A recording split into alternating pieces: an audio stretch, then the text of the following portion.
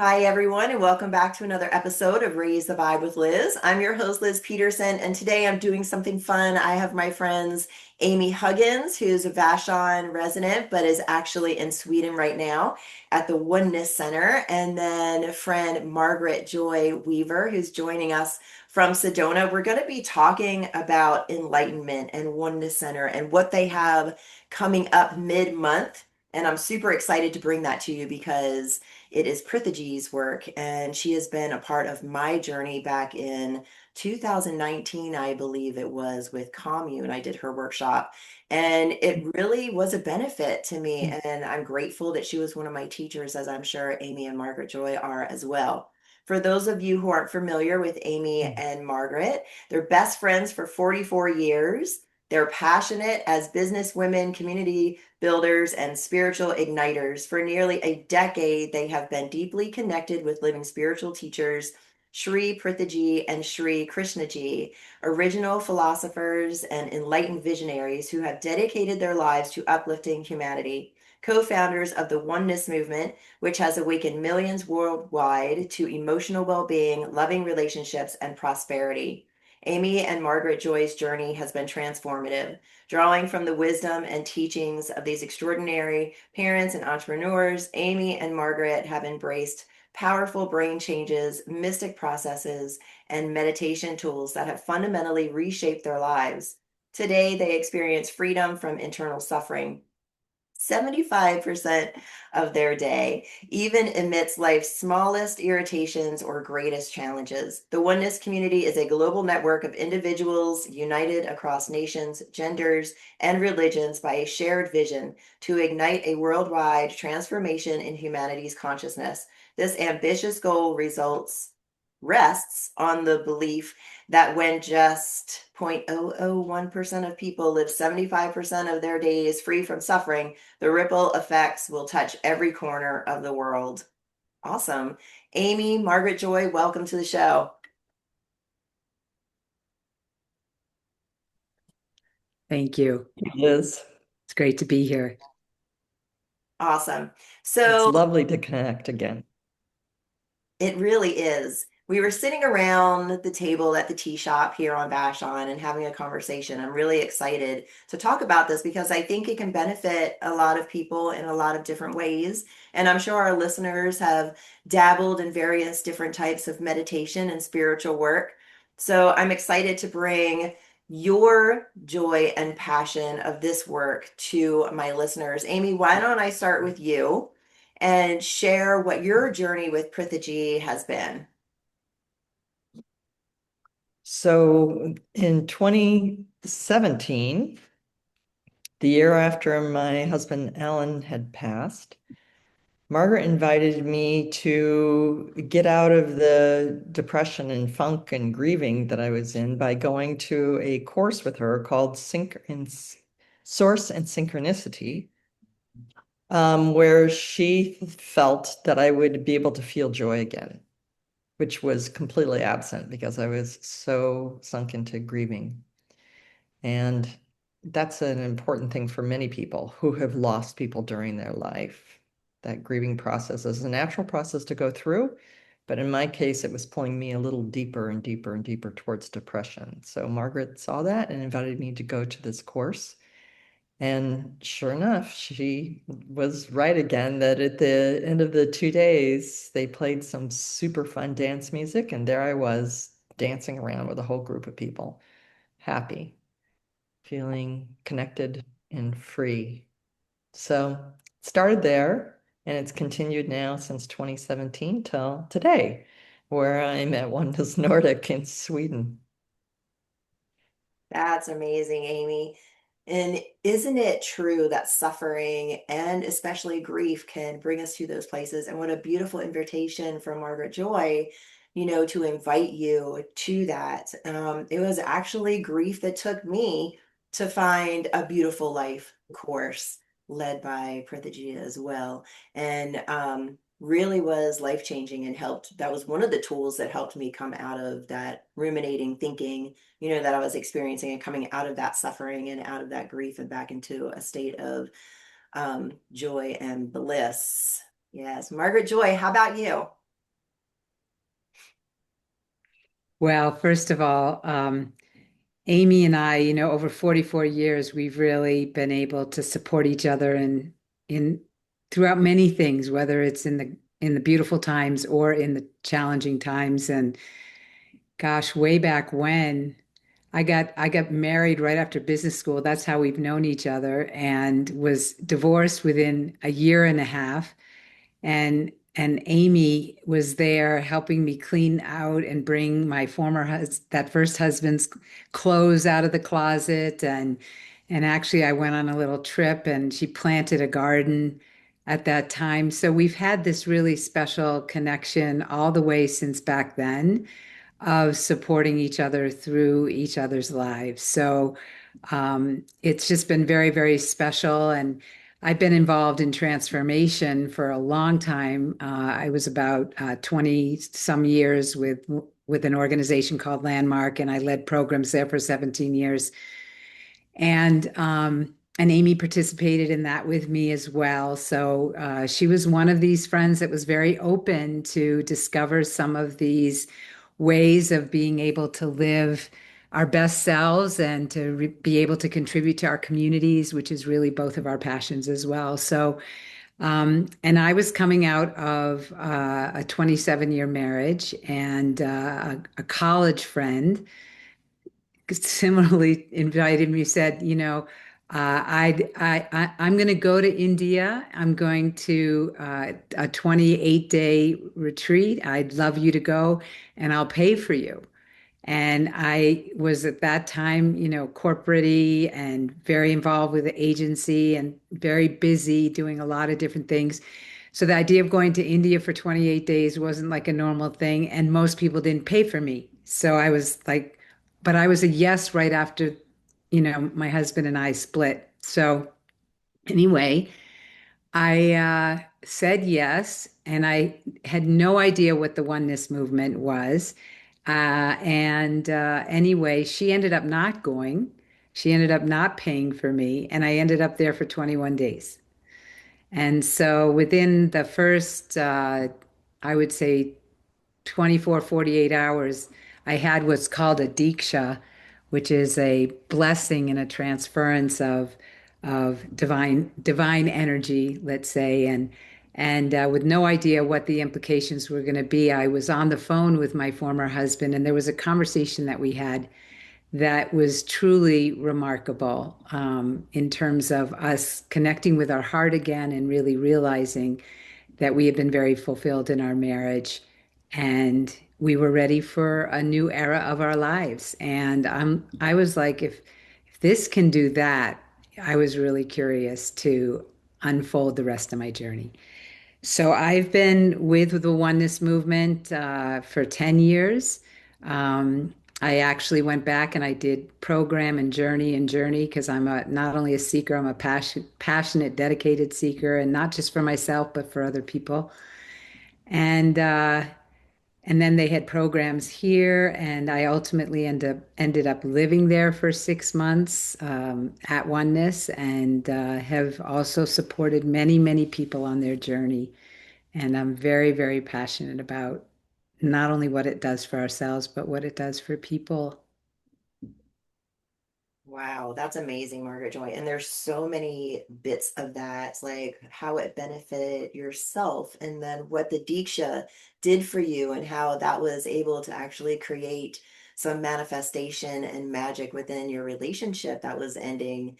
And you saw it show up there, that sitting in that space Mhm. of peace, that peace actually rippled out to affect the relationships in your life, to be able to come to a conscious uncoupling between you and your past partner. Gosh, that's beautiful. And it's funny, I was talking before, you popped on with Amy about how for the last day or two I've been thinking, oh, how nice it would be to go live in an ashram for a month. And I told her, of course I was tapping into her, but now that I've heard your story, obviously tapping into how wonderful to be able to spend that much time living in, the and experiencing that way of life Margaret, can you go a little bit deeper into what that experience was for you and some of the other gifts that have come out of being able to have that? Wow, that's a really fun question. Um, well, one of the really remarkable things about this I don't want to even say technology or methodology or whatever, but it's really having us be able to be silent and go within, which, takes courage to do. And so when we're in this outer environment, there's so many different distractions that, we can easily be pulled, into that. So to go and live there and be among the teachers, the monks, and literally an environment that has been designed for us to be able to go within. And fortunately, what Krishnaji and Preetaji provide are teachings, and you could say it's like a flashlight, so that we can look within ourselves and really see where it is that we're suffering, where we're struggling, where we're disturbed, and not only the obvious ones, but the most subtle ones. So there would be, to be able to not only just meditate, but engage in yoga, engage in very much connecting with nature, and in conversations that we would have with the teachers that were there. I discovered a lot about, the disturbance. And for me, mostly it's been in and around irritation and anger. It's been all the way to betrayal or feeling like people are against me.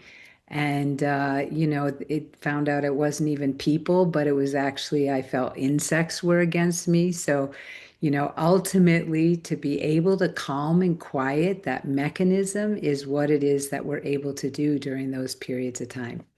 So I went from a very busy, you know, full social life, contributing life. It doesn't mean I'm not social and I don't contribute, but it's not from a busy place. And that living life like that and being able to connect and contribute with people from that place is really a fulfilling thing for me. And that is the one thing I also want to say about Krishnaji and Preetaji is that as much as we have these experiences, and they are incredible, and I know we're going to be talking about some of them, but it really is about us being able to live in our lives free of suffering. And it's a pure joy. And beyond free of suffering, feel deep connection with people, oneness with life. And so I am really living that awakened and enlightened life most of the time. It doesn't mean I don't have my moments of suffering, but I have the tools to be able to look and see and be aware and witness in a way that it disappears.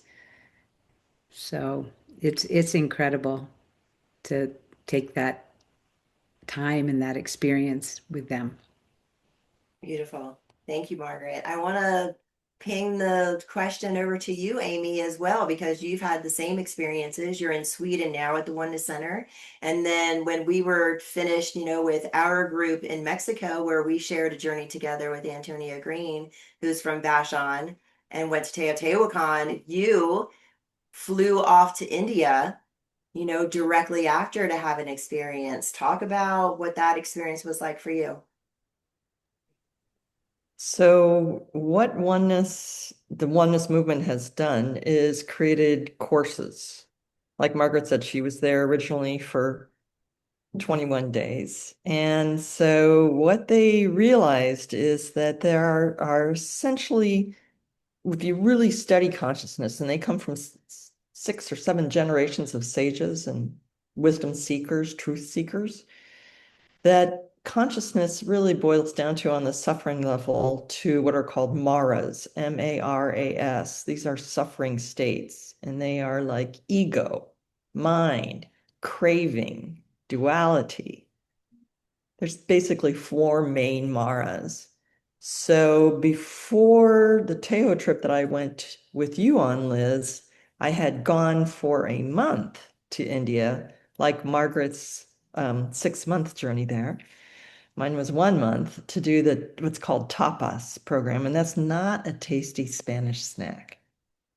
It's actually a 4-week journey of looking inside, looking inside, looking inside with these lens each week to spend a whole week at looking at where does my mind, that's one of the weeks, jump forward and jump back, and therefore take me out of this moment right now, which is where all the possibility lives. And, for different people, there were different hooks for which one of these Maras was the strongest. But after we went to Teo, I went back to India to do the follow-up course to tapas, which is called Maha Tapas, which is like an acceleration and an amplification of tapas. And that whole journey for 2 weeks was looking at one thing, which was the illusion of the self. And that was so powerful, Liz, because what I experienced was as if my whole skull was lifted off the back of my head and sort of rewired. Yeah, inside, it was like a neurobiological surgery that happened during those 2 weeks. And also, my heart completely cracked open. One of the things, like Margaret mentioned, her addiction had been to irritation, mine was to positivity. So I got just from many, many generations, Liz, lessons that it's not really okay to fully feel your feelings. That my grandmother's husband killed himself during the Depression. Did she allow herself to feel grief? No, she had 5 children to take care of and a factory to save. So that's flowed through all these generations right into my life and then into my daughter's life, so that it blocks all of us from feeling that full compassion and that range of emotions because I'm so addicted to the positivity.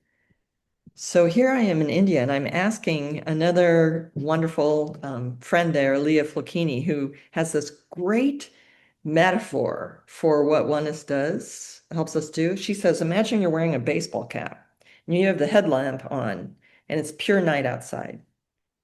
But you don't need the headlight to find your way forward. You need to have an extension that's looking right inside of you because that's where the work is to be done. So after feeling this illusory self, not living in my body at all, there is no Amy, there's no I, me, mine. It's a figment of our culture, this identification. It doesn't exist in this physical body anywhere or in death. It just doesn't exist. What exists is oneness. So here we were in this process in the main temple in India, which is also stunningly beautiful. And I'm so irritated, back to Margaret, and addicted to positivity even there, that I'm not feeling the kind of breath that we did in Teo. You remember in Teo, we were in a cave, Liz, and we did that breathing practice. We were doing that over and over and over and over in Ekam that night, and it was exhausting. It was hard to do, and there was very loud music. And so I had all this judgment about it, right? And so the next morning, we're in our small group sharing, and everybody's sharing about how they flowed into the heavens and there was pure light and it was magic and everything. And my heart cracked and I was a puddle of tears, and I could feel all of that depth of sorrow and all I had missed in my life because I was so addicted to positivity, but also joy in the possibility of that enlightenment that I could feel through everybody else's deep sharing of their experiences. So it's just Maha Tapas and Tapas, and now here it's called Turiya, which is described as the 4th dimension. So we are awake We are sleeping, we are dreaming, and then we're in Turiya, the fourth dimension of consciousness. So Margaret was here last year, and I'm here this year.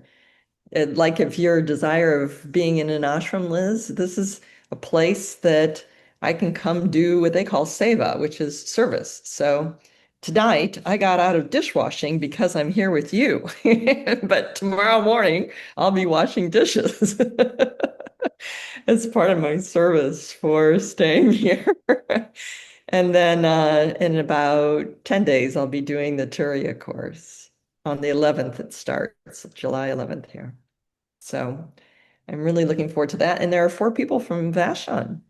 Julia Lakey and Jerry Gerke are coming tomorrow for the first Turiya course. And then April Sherman and John Kirk are coming the second week with me. Oh, wow, that's fantastic. So beautiful to have all those other Vashonites here too. That's awesome. Yeah, I've always, laughed at everywhere I travel, I run into somebody from Vashon or West Seattle. It's like it's a thing. And how beautiful to have people that, you have brought into this work join you, there in Sweden. That's awesome. And thank you for sharing all of that, Amy. Margaret, come to you. I want to get into the suffering because you've both talked about that suffering, and a lot of people are suffering right now in the world. And besides everything that's going on in the world right now, people suffer in their own lives with different things that pop up, different difficulties that come up. Margaret Joy, why don't you share how your suffering, brought you there, and how doing this work can help other people who are finding that they're suffering in their lives. Mm. Well, I also just want to really thank you, Amy, for sharing. It was just so moving, you know. Um, well, I would just like to focus with that on my relationship with my family and my former husband and just the world of relations. I'm just somebody that's been very, very passionate about, my friendships, my former husband, my family, and contributed a lot and received a lot from everybody. But underneath, I didn't really realize, what was really the driver that, when I would be by myself, I would either feel lonely, misunderstood, separate. Um, and, although on the outside, I, was very the one that they would see being, bringing everybody together and joyful and, and with you and all of that. So, the thing that I really was able to see beyond just the stories, there's so much about trauma. We all have our trauma, that we've lived through. And so in my landmark days, I told that story many, many, many, many times, but I was never free from that story, really.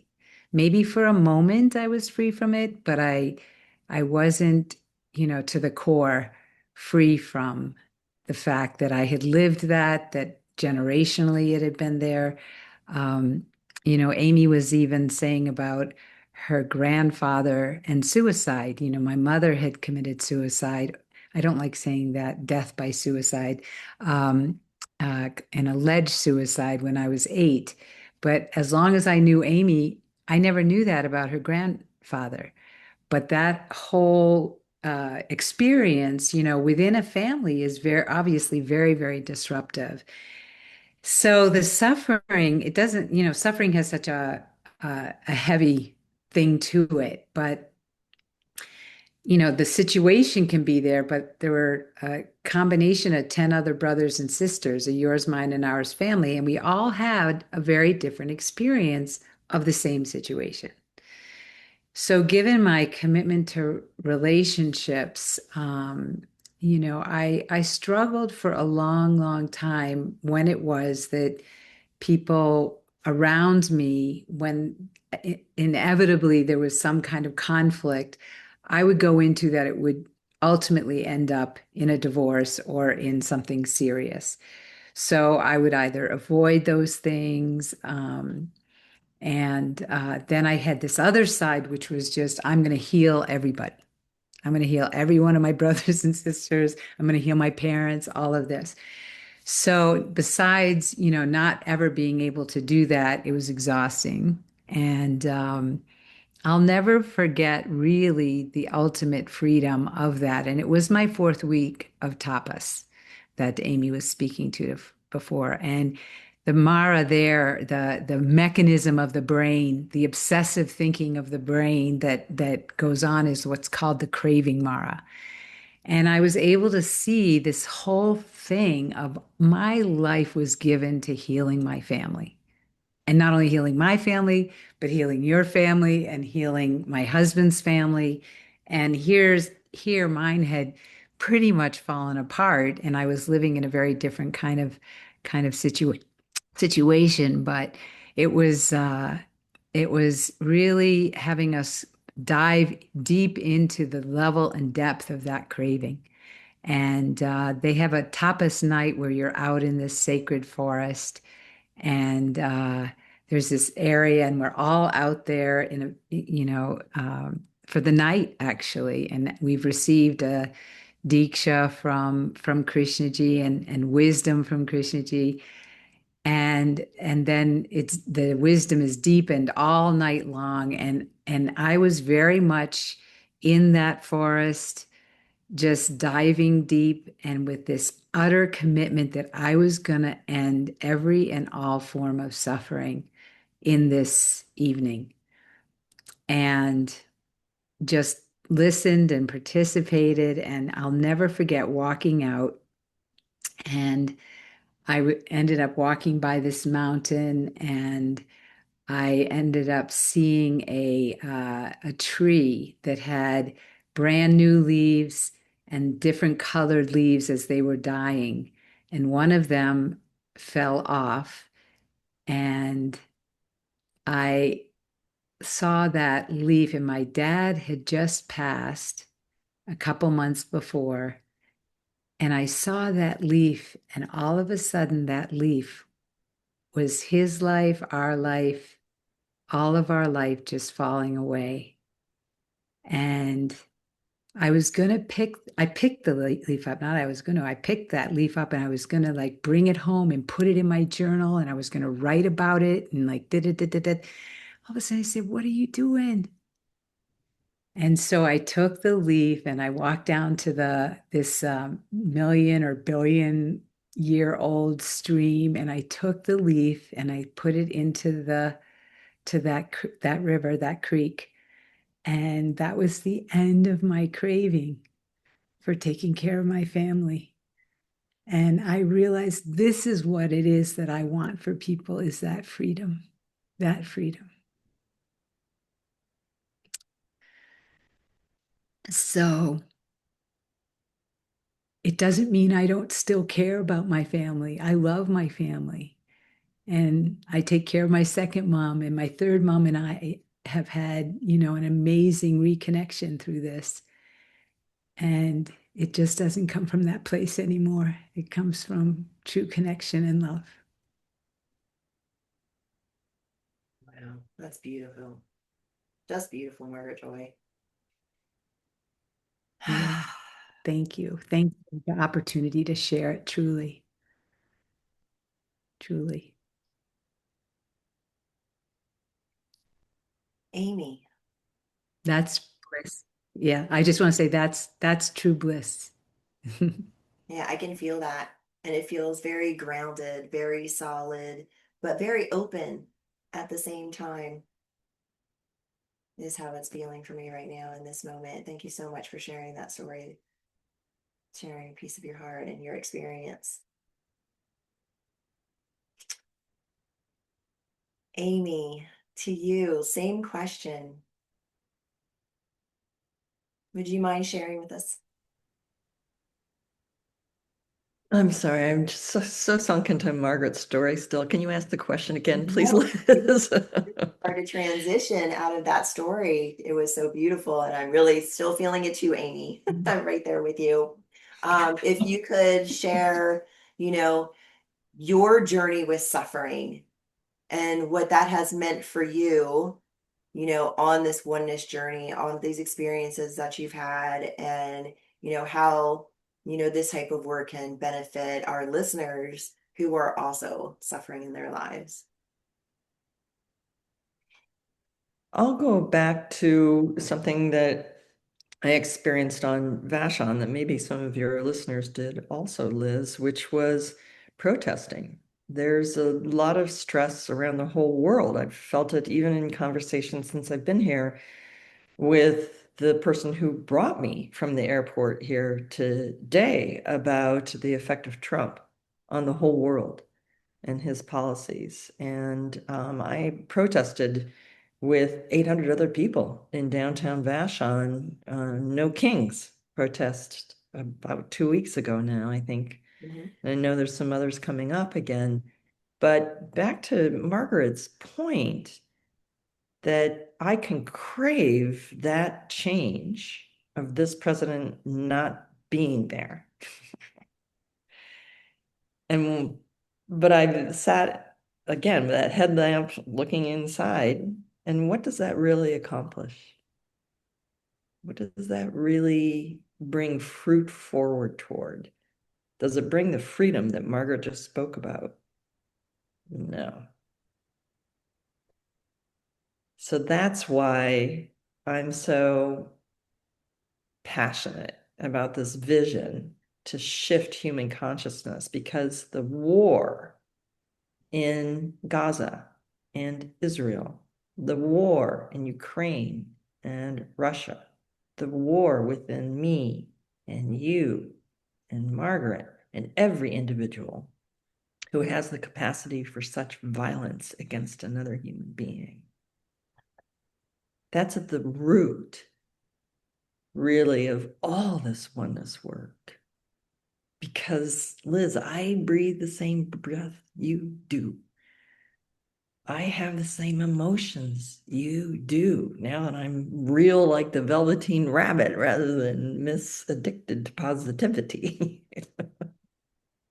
And it makes a huge difference if we can have this global shift in consciousness away from the duality. Do I hate you because you're a Democrat and I'm a Republican, or vice versa? There was a whole big piece in the Northwestern magazine. I went to Northwestern's Kellogg Graduate School of Management, where I met Margaret in 1981 to 83. And they have a whole center called Disagreement Enlightenment at Northwestern University, because they wrote up the research that they had done that our culture has shifted from within families, but within whole communities too.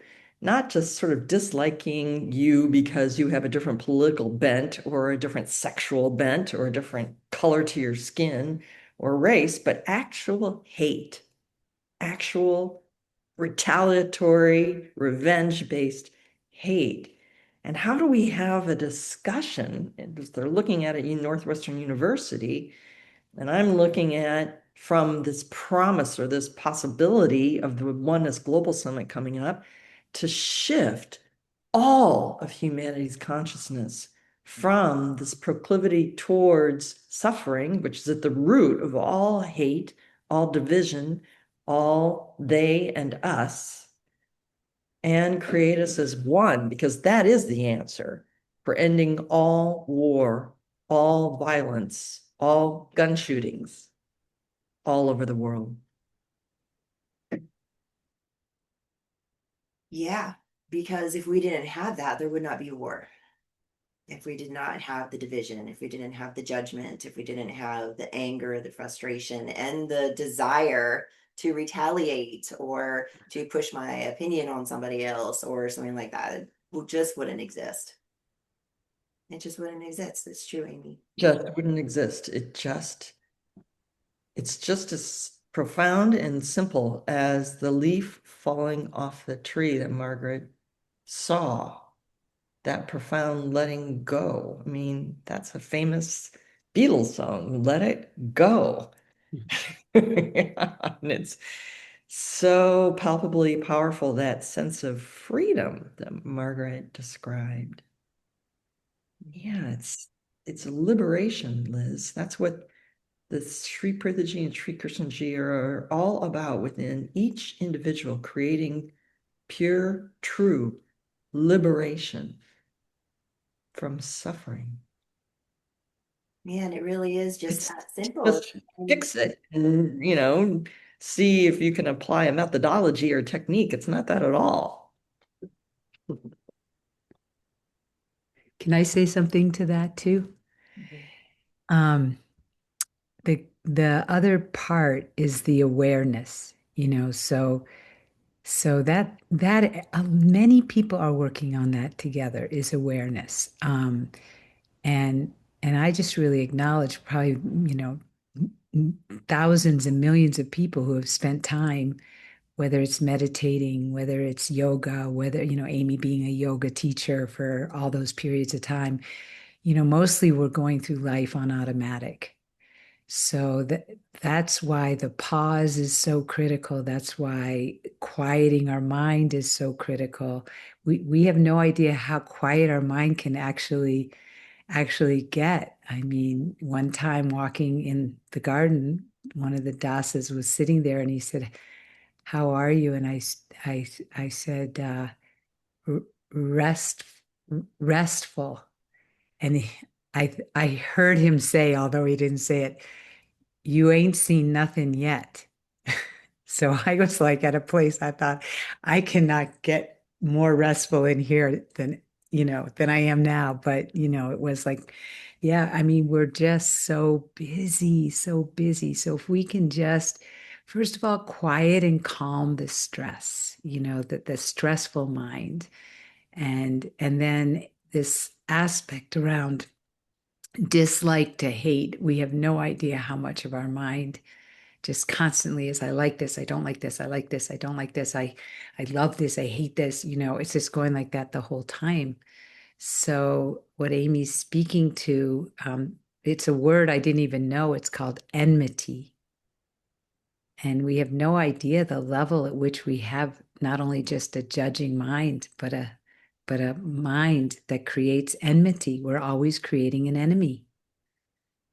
And if we can dissolve that and free ourselves from that. And when I was speaking to about my dad's third wife, my third mom, there was like 5 or 6 years we were estranged.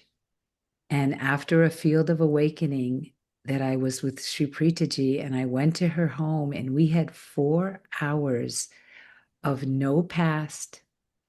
We were right there together, present. There was no hate. And it renewed and reset a whole foundation for our relationship. And I was like, if we can take that, because I definitely had hate, and I knew she had it for me. Maybe she's a very generous, kind person, so she probably didn't go as much as like hate, but on the other hand, that relationship could come to what it is. I'm like, oh my gosh, we could do this. We could do this one at a time, but when a sufficient number of us can do it, then it's going to bubble out to others. So I wanted to pick up on that, what you were saying. Thanks. yeah, thank you for doing that. And it's so true. They did that with the 12th monkey experiment where they watched how monkeys, started using something as a new tool, I believe it was. And then other monkeys on other islands that had no idea what was going on in this one secluded island started doing it too. So I think that there's like that mass consciousness, as we're tapping into Indra's web, which is, the global consciousness, like we can create this change. And something that kept on popping up in my mind when both of you were speaking was distraction, right? We have all of these distractions in our life, what's going on in our mind, what's going on with our neighbor, what's going on in our town, what's going on, in our states, or state or country or globally, they're all distractions. If we just were to unattach ourselves from all of those distractions and come back to ourselves, come back to our center, be able to let go all of that, let go all of the past, let go of the worry of the future, and just be in the present moment, we would be in a state of joy and bliss. Even when experiencing something difficult, because it always comes back to like in this moment, right here, right now, on my couch, in my house, everything is fine. I am safe. All is well. I have joy in my life. And even if we're feeling like we are disconnected from our family, we can find connection, that awareness of connection somewhere else in our life that we're experiencing. Or if we're experiencing grief, I talk a lot, when I experience grief, post divorce and post my mother passing away, I can hold everything at once. Like, even though I'm holding that grief, I can also celebrate something that my son is doing at the same time. So just, as you both were saying, like let go, come out of distraction, come out of that division, come back to the self, shine that light into your heart and, come back to self, come back to the present moment. I want to ask you both too about your experiences because we talked about some of your experiences when we were at the tea shop a couple weeks ago on Vashon. Amy, do you want to lead the way on this question on what some of your experiences have been doing this work? Sure. Thank you, Liz. This is such a great conversation. Um, One of the things that, like Margaret's been talking about family, my husband had dementia and then Alzheimer's, which he passed away from in 2016. And I just really, as I did that pause, I did that looking inside to really see the depth of the pre-grieving, the depth of the sadness, the losses. He wasn't the man that I had married, Liz. It completely changed who he was from a man who loved humor and was very intelligent and generous to somebody who was critical, somebody who was judgmental, somebody who was depressed. He'd wake up in the morning and tell me about planning to commit suicide. And rather than sit with Alan and fully hold him in his grief and his denial and his anger, I stuffed it again. I jumped into action, into that solving it through movement. I encouraged both of us to sell a big house that we had, 3,200 square feet on the north end of Vashon and 7 acres, and move into a smaller home. And we all know moving is way up there on the stress scale. I think it's way up there, like with death and divorce and other kinds of things. Moving's really hard. So we did that. And then launched into a couple different cures for him. Yeah, right, Amy. I mean, there's been no cure for Alzheimer's for over 100 years, and I think I'm going to do something that's going to cure my husband and bring him back to who he was. Right, that's fancy wishful thinking. So I started Music Men's Minds, which is a music therapy program out of Los Angeles. We flew to Los Angeles, experienced Carol Rosenstein's Fifth Dementia Band, brought it up to Vashon, got Vashon Rotary Club to say yes, and created a Music Men's Minds. It's still running at the Senior Center every Tuesday at 1:30 p.m. But that didn't cure Alan at all. He hated it. He was critical of how unprofessional the music was. He also criticized the design of the wheelchairs of people who came in. He found everything to be critical of because he was this intellectual guy. So he found fault with everything. So I just really have seen since I've really dived in to this gift of being able to pause and reflect and contemplate and have that headlight of awareness to see at what cost that was to me for my connection to Ellen, but also to our daughter, who was losing her dad in her mid-20s. Really hard, really hard.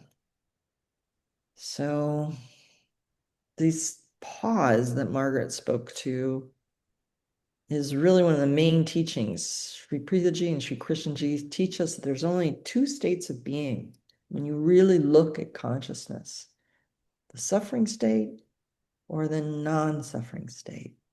That's it. There's no third state.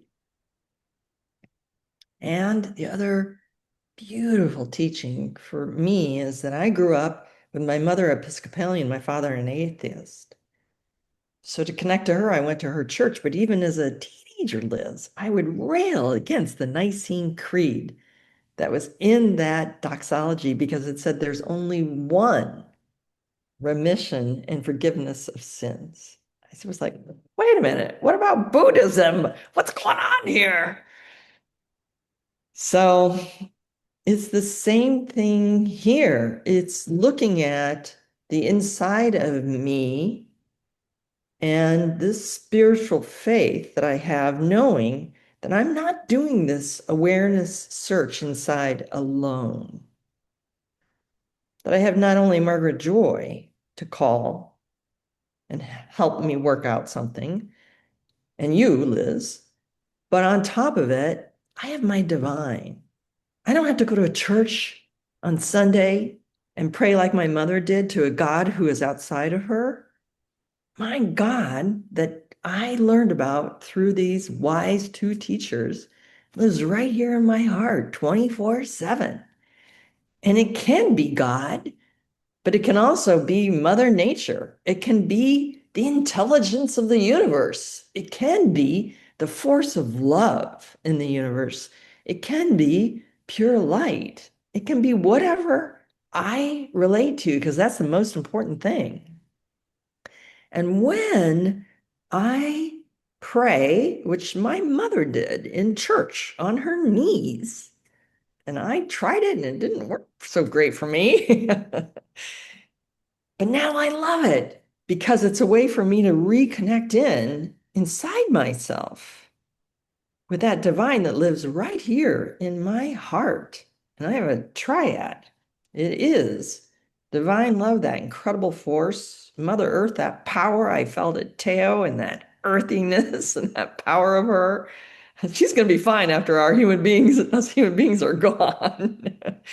And it's also just the intelligence of the universe. I have a huge connection with the moon and the cycles of the moon.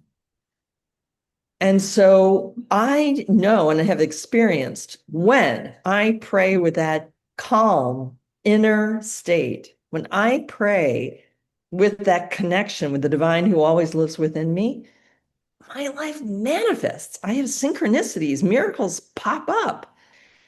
So I did a soul sync meditation. That's one of the two top meditations that is taught by Sri Prithiji and Sri Krishnaji. The Serene Mind is one of them, just 3 minutes. And soul sync is about 10 minutes.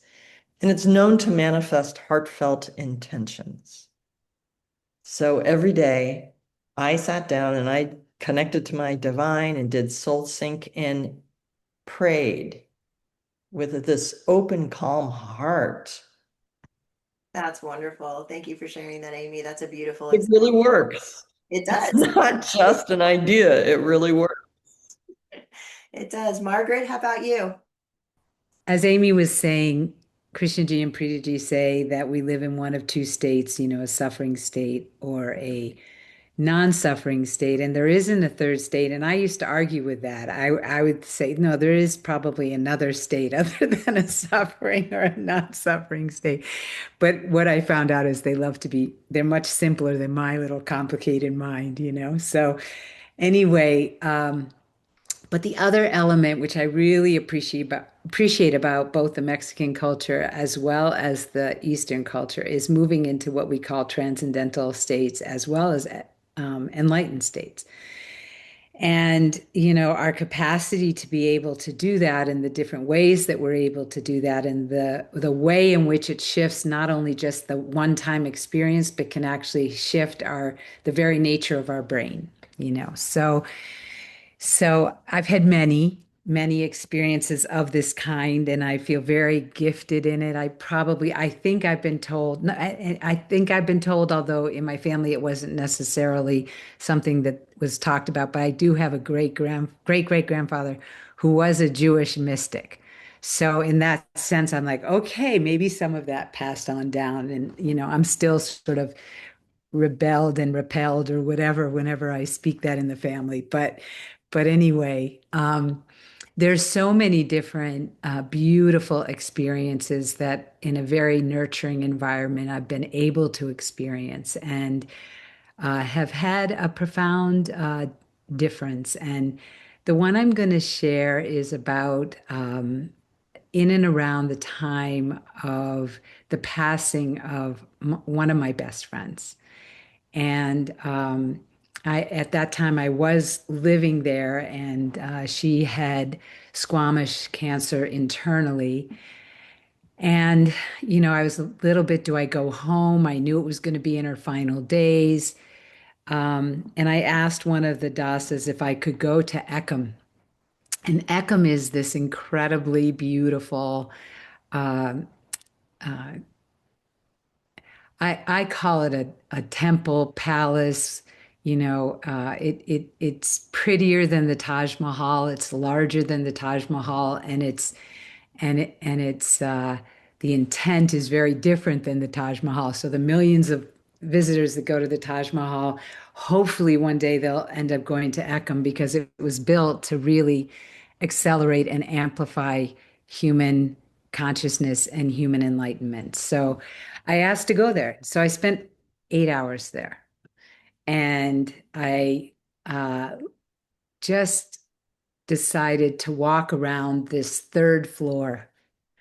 And I focused on my friend and just almost went through like a life review. I'd known her for 37 years and went through this life review, walking around slowly on this white marble around and around. And, each moment I just felt like even though I was thousands of miles away, I was actually right there with her. And I felt her on her bed. I felt her as her breath was, I had talked, well, didn't talk because she couldn't talk. She could only whistle the day before. And I felt I was right with her. There was no separation. And I was feeling her anticipation of her family coming that next day. And at the same time, I was feeling her going back and forth between, is it time to go or do I stay? And there was this one moment after 25 times of walking around this that holds 8,000 people walking around Eckham. I literally stopped in this corner and there was this breeze, and I felt her that she was leaving and it was going to be peaceful.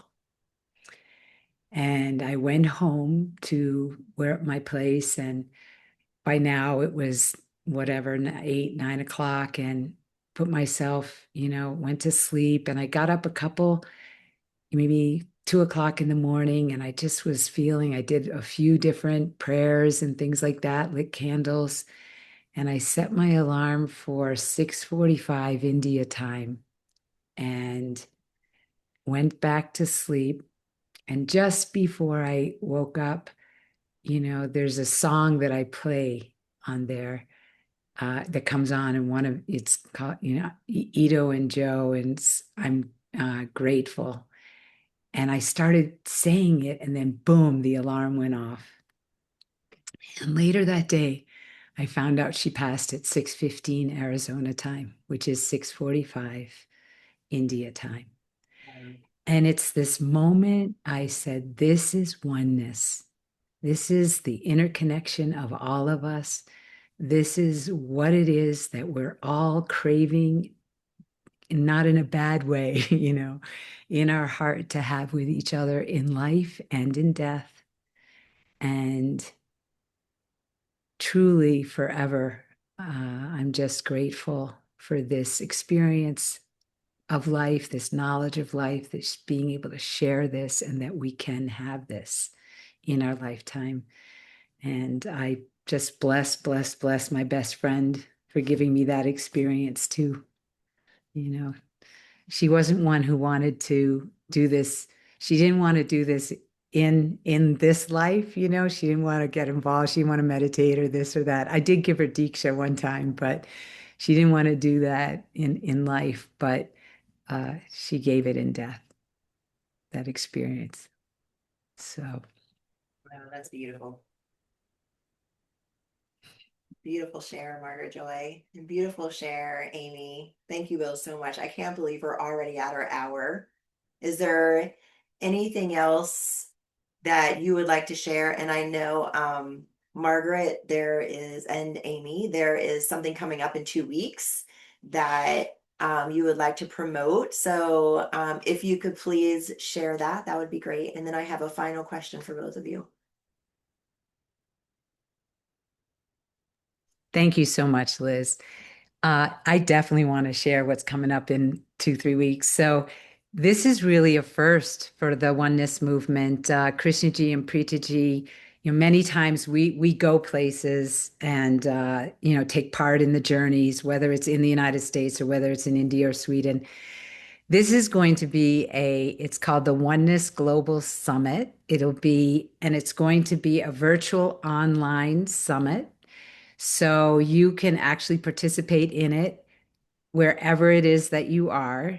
And right now we have about 15,000 people that are registered for it. So there will be 30,000 plus people participating worldwide in this Oneness Global Summit. And the opportunity of it is it'll be and although Amy and I have talked about some very deep experiences, which is what happens when you go on these longer journeys, these will be 3-hour experiences for people. So it'll be July 18, 19, 20 from 3 to 6 p.m. Pacific time. So you can translate that.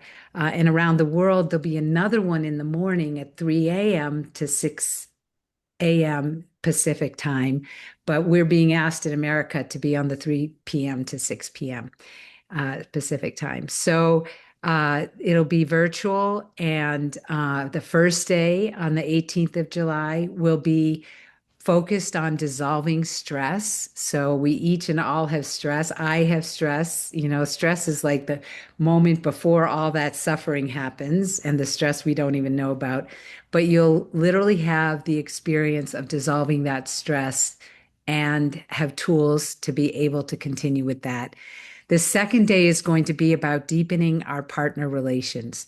So whether we're in a partnership or we're wanting a partnership, there'll be a, I don't want to say mystic experience, but there will be an opportunity for kind of the unseen, you being able to dissolve those blocks that have you not engaging or wanting to be in a relationship, or that are blocked within your relationship, and really open to an abundance of love and a state of love in your relations. And on Sunday, the focus will be on wealth. So creating abundance of wealth in many different ways beyond just our financial, and it has everything to do with our state of consciousness. So it'll be on those 3 days. And also, we're going to be, besides people being able to do it from your living room and bringing together, 2, 3, 5 people, however you wish, Amy and I are both hosting, well, Amy's crew in Vashon, we're hosting gatherings. So in Sedona, we're going to have a gathering of approximately 100 people that will be at our Oneness Center here in Sedona, and also the Mary D. Fisher Theater. So you can do it by yourself or you can do it with a group collectively, but just kind of imagine that many people going through a shift in consciousness at the same time over those 3 days. So come to one day, 2 days. We do encourage all three, but we really want to have everybody there. That's wonderful. Thank you for sharing all that information, Margaret Joy. And I'll make sure that I put the links to both of those in the show notes. So listeners, pop into the show notes and you can sign up from those links there. And I want to ask both of you my final question that I always ask everybody. What is a jewel of wisdom you would like to leave my listeners with today?